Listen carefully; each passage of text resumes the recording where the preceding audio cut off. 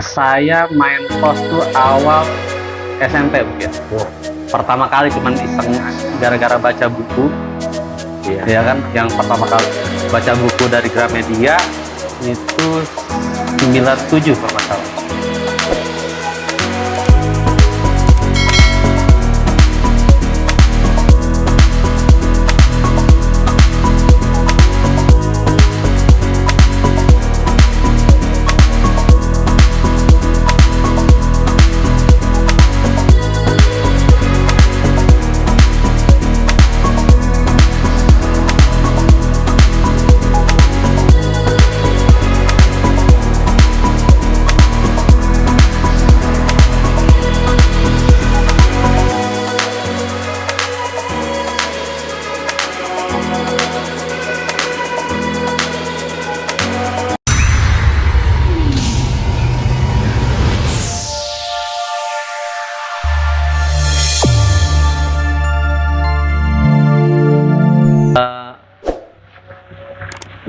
Komposisinya makin banyak, ragam isinya makin bagus.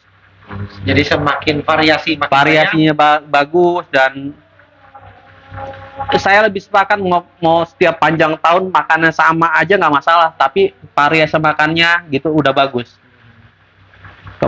Kemarin baca juga tulis terakhir memang lebih cocok mau pas panjang tahun masang pakannya itu aja, mau penerbang breeding itu aja, tapi mereka variasi makan banyak gitu, macam-macam. Dulu saya awal main pos itu habis hampir 16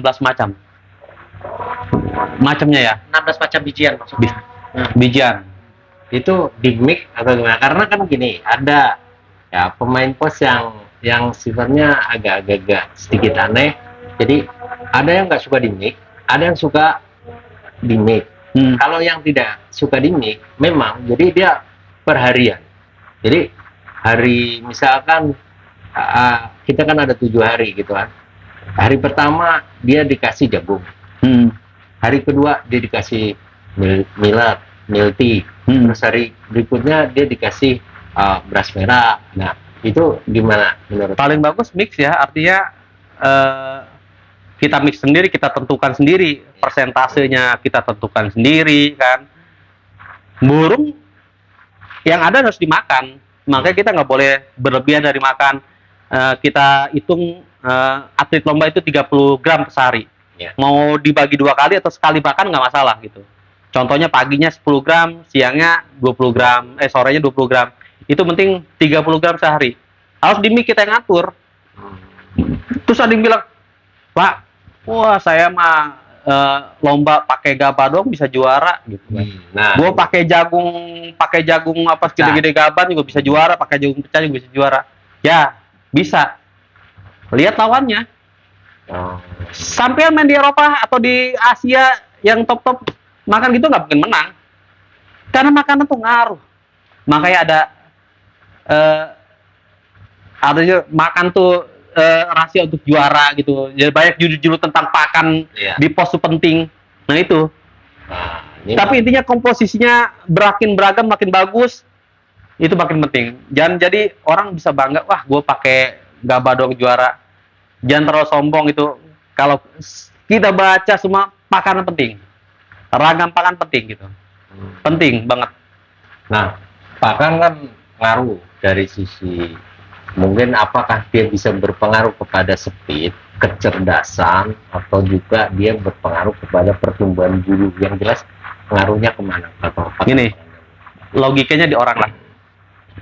Kota A dia menengah ke bawah, makannya cuma singkong sama ini ya kan. Kota maju nih, wah dari kecil udah di 5 sehat sempurna. Gimana kecerdasan A dengan B secara ini ya, secara statistik ya pasti berbeda. Pasti berbeda kan. Nah seperti itulah contohnya. Jadi makan itu penting dari kecil gitu. Kita cuma gabah doang, kita mau kirim CV dikirim ke OLR, ya berat. Mungkin tidak bisa tapi berat gitu. Artinya tadi selain variasi makanan lebih banyak lebih bagus, terus kemudian yang paling cukup penting juga kecukupan gizinya ya. Misalkan gini, bahwa dia butuh protein sekian persen, kemudian karbohidrat, gitu, yang perlu kita pertimbangkan juga ya.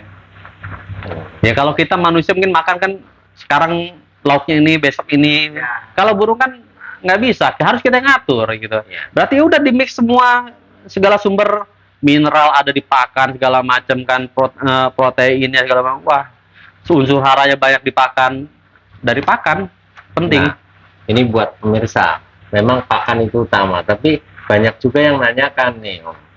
Pakan itu kan tadi Om Marul pernah melaksanakan memberikan pakan itu sampai 16 unjur.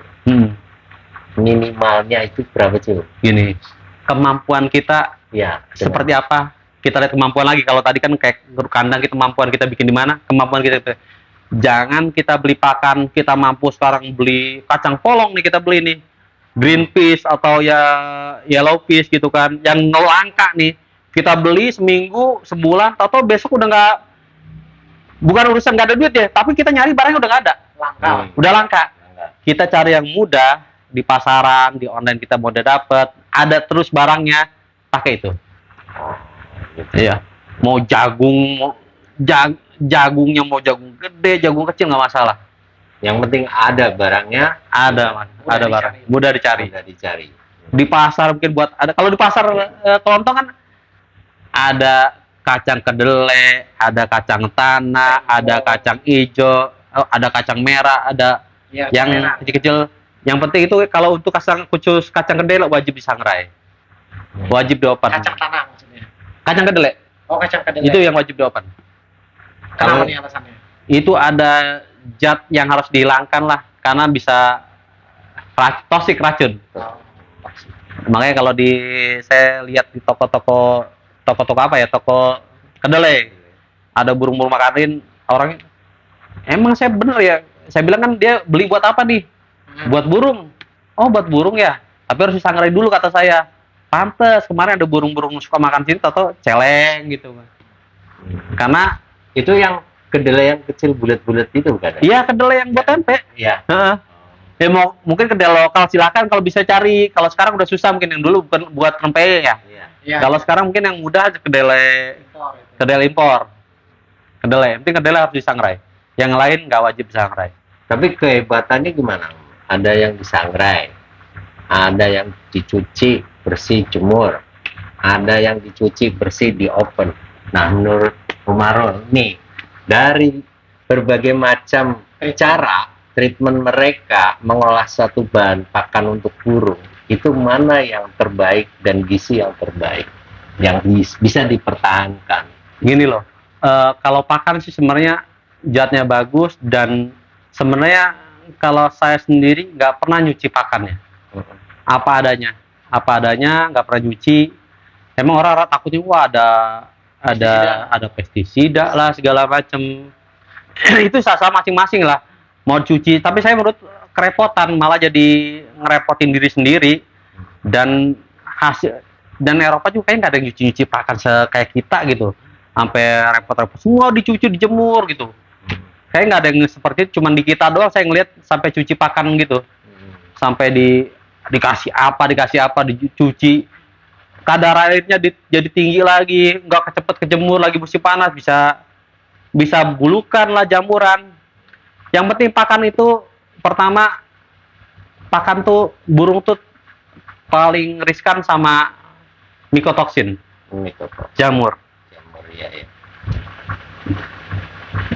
Makanya kalau saya sih lebih suka kasih suplemen yang ada anti mikotoksinnya. Saya makan mungkin pakai jagung campur gitu kan, mungkin zaman dulu nggak bisa macam-macam. Kalau zaman sekarang, wah lagi masa sulit, bisa kebelinya itu ya udah paling suplemennya aja, ada bisa kita campur anti mikotoksin buat ngikat-ngikat jamurnya, karena itu paling kalau udah ngerusak badan udah susah mikotoksin. Gitu. Ya, sobat, dari pakan, dari perawatan, dari lomba, memang hebat benar beliau. Nah, tadi malah disinggung lagi masalah vitamin, masalah tambahan pakan. Kita tanya lagi. Nah, ini tadi masalah pakan sudah. Kalau minumannya bagaimana? Kalau minuman ya, contohnya kalau minuman nih ya, yang penting sih harus ada air putih ya. Ya, Ya, air putih. Kalau suplemen vitamin, orang ngerasa, wah dari pakanannya kurang cukup nih, harus ada suplemen, vitamin. Kadang-kadang dari bijian itu nggak didapatkan, Ya. takut banyak campuran bijian, tapi dia si Anu makannya A doang nih. Oh, dari situ. Makanya dari vitamin, saya kalau vitamin rata-rata untuk ngisi massa otot lah, untuk anti mikotoksin, kan. Kebanyakan sih nyontoh orang luar lah. Orang enggak. Heeh. Kayak gitulah. Jadi ada probiotiknya, dia pakai misalnya ada probiotik, ada mungkin protein segala macam tambahan lah, ada jenis-jenis gula yang harus dipakai gitu kan. Nah, ini sobat, kita memang buat video hari ini itu untuk edukasi buat para pemain pos yang pemula, khususnya yang ingin maju dalam pemeliharaan merpati pos dan ingin sukses. Jadi kita bukan iklan, tapi kita tanya langsung, vitamin apa nih yang dipakai? Biasanya apa, Om? Yang dipakai? Kalau saya rutinitas mingguan ya, rutinitas Iya. minggu. Saya 2 hari seminggu tuh pasti pakai sedokol. Sidokol. Sedokol itu Sedokol kayak apa sih, Om? Ada nggak? Rupanya. sedokol ini nggak kelihatan ada center kak. Ya, sedokol sih emang basicnya produk luar negeri ya. Dia ada sorbitol, D-metionin, kolin, klorid. Ini 4 bahan pokok ini yang dijadikan kalau di Eropa sedokol. Tapi saya ada pro-nya, mungkin ada deribosa, carnitin, lisin, betain HCl, udah anti stres segala macem. Saya pakai ini. Oh. 2 hari seminggu tuh saya rasa wajib pakai ini. Karena ada sorbitol itu untuk cleaning livernya. Jadi makanan berat-berat tuh harus di cleaning. 2 minggu, seminggu 2 kali harus pakai ini saya. Pakai ini terus. Aturan makainya dia sama seperti yang lain. 1 liter itu. 1 mili cukup hemat, 1 mili untuk 1 liter. 1 mili. Satu ini isi 50 mili, 1 mili untuk 1 liter. Ngaruhnya pada burung gimana ya, Om? Sorbitol tuh terkenal untuk perkembangan bulu segala macam, mengkilat segala sorbitol. Sedokol. Sidokol. Di perform ya berarti ya penampilannya. Ya, penampilan dan ada untuk pembentukan otot Ada sama cleaningnya liver itu sorbitolnya ini. Nih sobat, rahasianya terbongkar. Tenang aja, pelan-pelan kita. Ini bukan rahasia, ini karena udah banyak yang pakai juga. Banyak. Ya. Selanjutnya saya seminggu 3 kali saya pakai Pro Recharge. Ini Ini- buat apa? Ini sebenarnya ada deribosa, ada gula yang khusus lah, nanti bisa kita langsung diproses bagus untuk otot juga, pembentukan otot. Ini ada probiotiknya. Nah, ini kan kadang-kadang kalau habis lomba ya. Ini kan habis lomba itu kan kadang-kadang banyak orang yang bicara masalah recovery. Ini bisa nggak buat recovery? Ya, jadi sebenarnya rata-rata orang tuh pusingnya dia dadakan semua pas lomba. Pasti itu. Pas lomba di baru pusing. Padahal main pos tuh bagusnya rutinitas. Ya minimal 2 bulan sebelum lomba udah kita rutinitas. Jadi nggak ada yang instan sebenarnya. Ya. Kecuali energi instan. Nanti kita kesana Iya, energi siap. instan. Rupanya ada energi instan, Mas. Tenang aja kita. Lepas terus. Jadi- Artinya, punten dipotong terkait dengan persiapan lomba. Jadi tidak ada yang ujuk-ujuk gitu kan. Nggak ada Artinya ujuk-ujuk. kita harus siapkan, kita latih atlet-atlet kita Ya, mulai dari sebelumnya gitu kan. ya. Istilahnya nggak ada magic potion, nggak ada jamu dewa, nggak ada begitu. Bullshit lu pakai jamu ini, gua pasti Juara. juara segala macam. Langsung kalau ada yang juara pakai jamu itu langsung diklaim gitu kan. Ya. Padahal dia beli doang, pakai enggak kan gitu kan. Ya, bisa. Ada seperti itu kan. Jadi nggak ada yang instan. Jadi kalau bilang tukang jamu-jamu itu yang instan tuh langsung juara, oh pakai ini juara, pakai juara. Nggak ada yang instan. Semuanya pakai rutinitas gitu. Ada step-stepnya. Kalau yang instan-instan mungkin kayak apa ya? Doping mungkin pakai obat, pakai apa? Obat kuat. Obat kuat lah, pakai yang steroid segala macam. Kalau di Eropa udah ke ban. Oh, karena nggak safety ya. Nggak, artinya udah ada doping kontrol di sana. Ya. Kena pasti. Nah, Om Marul, dengan vitamin-vitamin ini untuk ngurangin rasa kayak penyakit lah tentunya. Pasti kan burung dengan tujuan kita ingin sehat.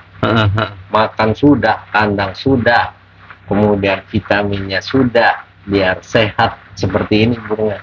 Nah, tentunya teman-teman itu banyak yang bertanya juga, kita sudah lakukan ini, tapi masih timbul ada senot lah, batuk lah, terus yang goham lah, Ya. nguyung lah. Nah ini penanganan itu seperti apa? Ya, jadi vitamin nih, kalau contoh ini ada mikotoksin, anti mikotoksinnya. Dia ngikat mikotoksin, ngikat jamur-jamur merugikan di prodikat sini. Itu kan pada kasus tertentu, dia juga bisa ningkatin apa ya, daya tahan tubuh. Komunikasinya. Nah, tapi pertama kita main pos tuh bareng-bareng lomba koloni. Lomba koloni ya. Ya. Kita gabur bareng orang lain. Kita latihan bareng, ketemu si A, B, C, D gitu kan. Si A kebal terhadap penyakit anu tapi lemah terhadap penyakit anu, si B kebal terhadap penyakit anu. Si A gara-gara dia pemain tinggian, pemangen, wah gue dewa di tinggian, gue dewa di balap, nggak perlu vaksin-vaksinan gitu. Akhirnya main pos, hancur kena wabah penyakit namanya telo lah segala macam karena nggak divaksin. Karena dia ngerasa gue nggak pernah main vaksin zaman dulu bisa juara segala macam. Karena dia nggak main koloni seperti kita main pos gitu. Jadi paling pokok itu tuh vaksin. Yang paling rentan tuh ND, tetelo. Itu paling wajib vaksin tuh tetelo. Dalam hidup burung minimal 2 kali. Minimal 2 kali. Minimal 2 kali. 2 kali ya. Artinya tahapannya gini. Mungkin yang kita udah melewati masa COVID ya 19 ya. Itu saya baca jurnalnya 2013 itu sama persis. Jadi vaksin pertama sekarang sebulan kemudian vaksin lagi. Nah, itu yang benar. Yang pertama 70-80% antibodi bentuk. Kedua vaksin lagi. Di booster ya kira-kira gitu. Belum booster jadi 100%. Dan booster ketiganya. Kan kayak COVID booster ketiganya seperti itu. Jadi booster tuh bisa ketiga. Jadi 3 kali lebih bagus tabur setahun itu. Tapi prosesnya misalnya kita pilih umur 30 hari, 60 hari kita vaksin lagi. Nanti di 90 hari atau 2 bulan kemudian bisa vaksin lagi booster ketiga. Itu udah cukup untuk ND. Cuman saya kadang-kadang vaksin banyak nih, hajar semua burung kayak gitu, ngabisin vaksin. Tapi minimal itu 3 kali ya, dalam 1 tahun. Iya. Nanti setelah lewat siklus 1 tahun itu juga divaksin lagi apa? Kalau kita COVID itu sebenarnya udah cukup. Tapi nggak salah, nggak rugi juga kita ngulang lagi, nggak ada kerugiannya. Tapi boleh diulang. Tapi minimal 3 kali itu.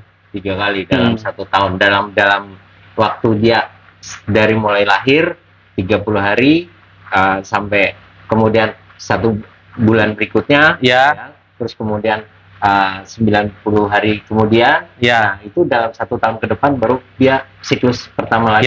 Ya, boleh. Tapi untuk siklus pertama aja udah cukup sebenarnya. Kayak kita nggak tahun besok nggak udah vaksin lagi kan? Ya. COVID kayak seperti itu. Jadi beda sama mungkin kita pakai vaksin ayam. Kenapa kita pakai vaksin ayam? ND mungkin selain Lasota, kita nggak mungkin nanya dokter hewan ayam segala macam. Tapi kita lihat jurnalnya gitu. Ternyata di Australia sudah ada sejak 2012 itu dokter Colin Walker udah ngeriset itu. Di Australia itu nggak bisa masukin ngimpor vaksin khusus PMP1, nggak bisa masukin karena ribet prosesnya. Indonesia juga bisa, cuman dia buat apa? Saya tanya ke yang masukin Nobilis. Nobilis kan dia produksi vaksin PMP1 untuk Eropa, tapi dia nggak masukin ke Indonesia. Pak, masukin vaksin itu biaya mahal, miliaran, ya kan? Walaupun di sana dicek, di sini harus dicek, diuji lagi. Belum gitu pasarnya mana? Karena kan ND Merpati cuman main Merpati bisa dihitung. Kalau ayam kan banyak pangsa pasarnya. Jadi kita pakai vaksin ayam. Karena jenisnya masih sama. Masih sama, dan jenis yang saya baca di jurnal itu di Dr. Colin Walker 2012 itu strainnya Lasota inaktif, bukan aktif ya, inaktif yang suntik susu putih. Nanti belum saya contoh kalau saya ambil. Inaktif berarti posisinya sudah mati ya? Iya, inaktif bukan aktif ya. Karena aktif tuh Dilemahkan saja. Dilemahkan aja nggak 100%.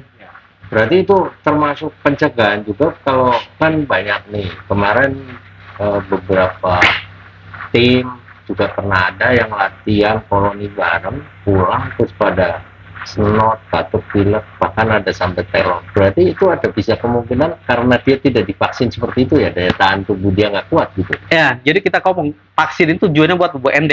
Berarti ND doang nih. Cuman kalau udah kena ND, penyakit lainnya pasti Iya. komplikasi lah, makanya kita ada sebut komplikasi. Jadi ke vaksinnya kalau di luar mungkin ada vaksin ND, ada adenovirus. Di kita belum terlalu kenal, cukup ND aja lah. Ada mungkin vaksin praktek. Di luar ada vaksin POX, Biontech. Iya. Karena di Eropa tuh rata-rata praktekan tuh dewasa. Iya. Kita pergi ke bawah, lu mau vaksinnya gimana gitu kan. Kita ada vaksin, bisa vaksin ayam POX buat praktek gitu. Tapi kita makainya kapan? Masa masih segede gini udah divaksin, Iya. udah ditojos, udah kena duluan kan vaksin sebelum sakit. Iya. betul. Kapan waktu vaksinnya? Udah nggak keburu kita. Emang rata-rata teman-teman kita pada pusing kalau lagi musim pancaroba, pusing sama patek. Ya emang patek itu disebar dari pigeon pox gitu, artinya cacar lah. Setahun sekali, kalau kita mungkin kecil mau kena cacar juga kan, setahun seumur hidup sekali kan. Iya. Nah itu burung juga seperti itu. Jadi cacar itu bisa disebarkan sama nyamuk lah, dari gigit satu, makanya ada yang nutup kandangnya, breedingnya gitu, tertutup supaya jamuknya nggak masuk. Ada dikasih lampu buat anti nyamuk, itu bisa ngurangin penyebaran patek juga. Nah, teman-teman makin asik juga nih, nggak terasa kita ngobrol dari berbagai penjuru, baik dari Bandung sampai perawatan sampai ke vaksin. Tapi kan kita penasaran juga ya, kalau cuma hanya vaksin gitu, kita ingin lihat kan kandangnya beliau seperti apa. Dan ini mungkin juga beliau punya atlet yang legend, atlet yang paling wah ini ya, biasanya dalam satu kandang pasti tentunya ada jagoan lah.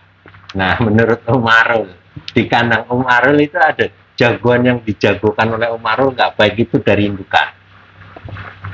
Gini ya, kalau saya sih nggak terlalu fanatik ya, artinya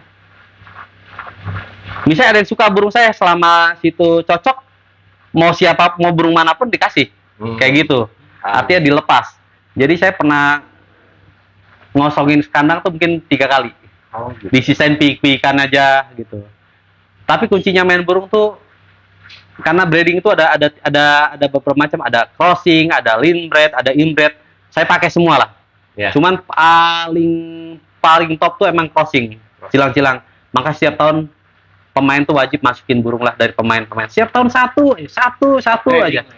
Buat masukin darah, kita nginbred jalan, linebred jalan, crossing tetap jalan. Tapi prestasi paling bagus menurut para ahli tetap crossing. Linebred paling mudah. Kita beli dari kandangnya Pak Rahman misalnya, line-nya dia semua bisa mudah, kawin mudah, asal nggak kental banget, itu masih cepat. Cuman mantaknya mungkin di 9 aja, nggak bisa ke 10 gitu, kayak gitu. Nah, teman-teman, ternyata beliau semuanya jadi andalan kalau begitu ini. Burung aktif main burung sih gitu loh, nggak usah burung sih, yang penting seleksi. Ya kalau pemain ya wajib pertama beli dari pemain, ya kan, paling dah cucunya. Tapi jangan justice kalau dari burung A, wah gua dapet jelek gitu, jangan, coba ngambil yang lain. Kalau 2 kali 3 kali ngambil burung dia masih nggak pas, berarti nggak cocok sama darah dia gitu, dengan penanganan kita gitu, karena masing-masing penanganan beda-beda di kandang masing-masing. Kadang-kadang wah saya cocok dengan ini, bukan berarti tempat dia kurang nggak bagus ya. Kita aja mungkin kerawatnya nggak sesuai, karakter kita nggak sesuai, dia cara latihnya getol, kita nggak latihan juga, nggak, modal ngawang doang ya kan, segala macem. Jadi penting burung itu artinya seleksi itu artinya kita cetak 100 lomba tuh 20-30, bukan lomba 100 semua. Iya. Kita orang cetak 300, lomba 300. Enggak. Di Eropa tuh orang paling minimal cetak 100, cetak ke 150. Lombanya bahkan dari 100 cincin. Dia milih jantan cuma 6 ekor. Cuma 6 ekor gila, ya kan setiap tahun. Buat dilombakan. Buat dilombain cuma 6 ekor. Jadi kan kadang-kadang Paraman sekarang juara nih. Bisa juara pemula, rata-rata kan bisa juara pertama ngambilnya burungnya pas kan, perawatan konsisten, latihannya bagus, cuman udah juara rata-rata orang demam panggung. Iya. Ya Jumawa gitu, wah udah ngerasa akhirnya breeding banyak, kandang penuh, miara burung 10 dengan 20 udah beda. Oh iya, jelas. Iya, kadang-kadang orang udah juara dia langsung buka kos-kosan, kayak nerima burung manapun gitu kok. Langsung bikin OLR, nerima burung manapun ini nggak ngerti konsepnya, atau blek langsung mati semua kan, wabah semua, karena nggak bisa gitu. Miara 10 dengan 20 udah beda, miara 20 dengan 100 udah beda caranya, ngelatihnya juga udah beda kan. Sekarang ini burung kos kita mungkin seleksi burung potong gitu kan. Iya. Kalau sekarang mungkin nggak potong lah, dimasukin ke stok buat jual yang pikirannya kan. Kalau orang boleh bener dipotong, lomba bikin 100, lomba cuma 20 dieksekusi bener-bener, bisa kayak gitu. Jadi kayak gitu, jadi harus ada seleksi yang penting. Nah, itu tadi terkait dengan seleksinya. Kira-kira parameter apa yang ini burung layak potong nih? Yang ini layak lomba, yang ini gimana tuh kira-kira? Kita dari piik lah, dari piik. Dari piik. Yang satu gedenya udah jomplang. Oke, pertumbuhannya. Pertumbuhan nggak bagus, ini. Langsung. Piik udah sakit-sakitan. Dari Oke. kecil sakit, apir. Ah, Ngawang udah susah, oke, ya. apir ya kan. Ah, Dilatih lambat mulu, ah. apir. Terus di kandang dia jantan, buset yang ngerusak. Ah, Dia digeruk. Ini burung karakter bagus, mungkin bisa jadi buat widowhood, tapi dia ngeganggu koloni. Oke, ya. Apir, ya kan? Udah banyak proses apir gitu kan. Banyak loh. Nanti kita lomba seminggu latihan di rutinitas, tiap hari latihan. Kalau bisa minimal 5 hari sekali. 5 hari dalam seminggu. Tiap hari latihan. 3 ya semampunya lah. Latihan tuh nggak usah jauh-jauh, nggak usah sejam terbang, paling jauh sejam terbang, 60 km latihan cukup. Kita mampu 15 kilo, 30 kilo udah cukup. 30 aja tiap hari. Artinya rutin ya. Rutinitas, karena latihan itu ngebentuk otot sama orientasi kandang. Gini loh, kita main koloni, kita burung udah sampai Cikampek atau Kerawang nih. Ah, Itu udah baru speed gitu kita lihat. Main jalur-jaluran, ya kan? Iya. Nah, di situ buktinya latihan rutin gitu. Ya, jadi nggak ada modal ngawang doang udah bangga langsung juara. Lu keparengan, nggak bisa ngulang lagi, susah. itu cuma Iya, artinya dia bareng sama yang juara dan yang bareng sama speed, dan yang speed itu kalah kandang. Jadi dia yang juara. Bisa seperti itu. Tapi dia burung seperti itu nggak ada ngulang, yang nggak pernah latihan tapi juara sekali, ngulangnya susah. atau cuma ini aja, klaim aja itu. Klaim aja. Tapi latihannya sering. Iya. Ada juga kemungkinan. Intinya seleksinya gitu. Banyak seleksi dari kandang, dari mungkin kalau kita main widowhood karakter lah burungnya, ya sesuai kita, makanya nggak bisa jadi patokan burung orang lain dengan burung kita, tergantung kandang. Oke. Kayak gitu. Ya. Kita kan sudah ngobrol panjang nih Om. Satu lagi mungkin, yang penting burung sehat. Burung sehat. Kehilangan itu burung kebanyakan 80% karena burung sehat, tidak sehat. Orang, wah burung saya sehat Pak, gitu. Terlihat sehat. Terlihat sehat saja, tapi tidak cukup. Di Eropa mungkin ada banyak pet, ada banyak dokter hewan, dia ngecek feses, ngecek kotoran gitu kan. Ya. Wah ini burung nggak standar gitu kan. Ya. Ya, Kita kayak gimana gitu, Iya. mau ke dokter hewan mahal, ngecek Iya. ngecek telek doang ya mahal gitu kan. Makanya kita ada caranya sistem flusing. Nah, Sistem flusing ini adalah dengan pemberian obat all-in-one. Ada antibiotik, ada antiprotozoal, ya kan? Bisa jadi anti endoparasit gitu kan, semua lah gitu. Diberikan, kalau saya diberikan kepada sebelum breeding. Sebelum breeding. sebulan sebelum breeding. Oh. Bibit-bibit kita pusing, kita kasih antibiotik, kita kita kasih kita kasih antibiotik spektrum luas supaya bakteri semua, kita kasih antiprotozoa supaya contohnya beara kapurnya, koksidiosisnya, gohamnya bersih semua. Jadi burung itu benar-benar setelah Kondisinya bersih, ya. clean gitu kan, clean. Setelah itu sebelum lomba, sebelum latihan lomba gitu, sebulan sebelum latihan saya kasih flusing 7 hari. Kita cleanin gitu karena repot loh kalau kita. Coba kalau kita semua pemain sama-sama seperti itu, pas lomba burung sehat semua, bersih semua ya kan, Iya. ya kan? Ya. Pak, saya udah seperti itu, udah flusing, tapi yang lain kan enggak, ya kan? Ya. Nah, kalau flusing antibiotik kita nggak mungkin setiap saat ngasih antibiotik burung kan? Ya.